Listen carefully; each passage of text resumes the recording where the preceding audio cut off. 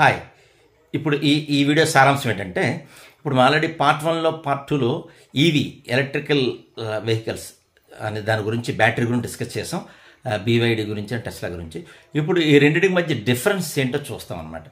ఈ రెండింటికి మధ్య తేడా ఏంటి ఒకసారి చూస్తే, coming to the first point, మనకేంటంటే ఇందులో ఏమేమి కెమికల్స్ యూజ్ చేస్తారు. టెస్లాలో మనకి ఎన్సిఏ అంటే నికెల్ కోబాల్ట్ అల్యూమినియం యూజ్ చేస్తారు. అలాగే లిక్విడ్ ఐరన్ ఫాస్ఫేట్ కూడా యూజ్ చేస్తారండి. అలాగే కమింగ్ టు ద మనకి బీవైడి బిలో డ్రీమ్స్ బ్యాటరీ ఏంటంటే, ఇక్కడ కూడా లిక్విడ్ మీన్స్ అదే లీథియం ఐరన్ ఫాస్ఫేట్ యూజ్ చేస్తారండి. ఈ దీనివల్ల దట్టు ఇదేం బ్లేడ్ బ్యాటరీ టెక్నాలజీ అంటే ఒక థిన్ లేయర్ లాగా వస్తుంది అనమాట.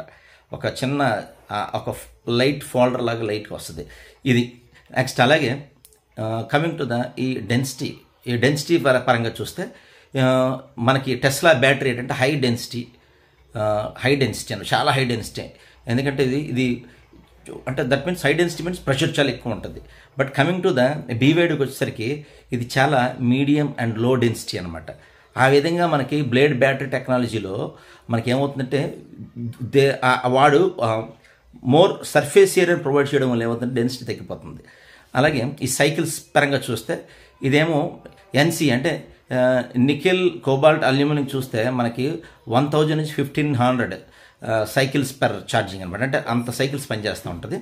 అలాగే ఈ బీవైడికి వచ్చేసరికి ఏమవుతుంది ఎల్ఎఫ్పి అంటే లీథియం ఐరన్ ఫాస్ఫేట్కి వచ్చేసరికి 3000+ సైకిల్స్ వరకు ఇది ఛార్జ్ అవుతుంది అనమాట. అలాగే ఇందులో కమింగ్ టు ద టెస్లాకి వచ్చేసరికి 2000 ఎల్ఎఫ్పి. ఇక్కడ కూడా టెస్లాలో కూడా మనకి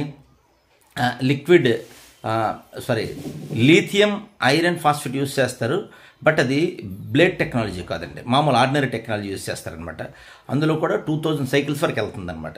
నెక్స్ట్ ఇక్కడ ఆ మోడల్ ఏంటంటే ఆ లాంచ్ షేప్ ఏంటి ఎలా ఉంటుంది అంటే, ఈ టెస్లాకి వచ్చేసరికి ఏముంది సిలిండ్రికల్ మోడల్ ఉంటుంది బ్యాటరీ.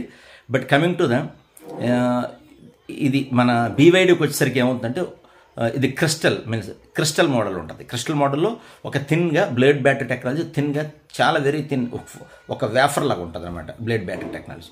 అలాగే దీని ఛార్జింగ్ టెస్లా ఛార్జింగ్ వచ్చేసరికి వెరీ ఎఫిషియెంట్ ఛార్జింగ్. అలాగే దీనికి వచ్చేసరికి ఏమవుతుందంటే బ్లేడ్ బ్యాటరీ టెక్నాలజీ.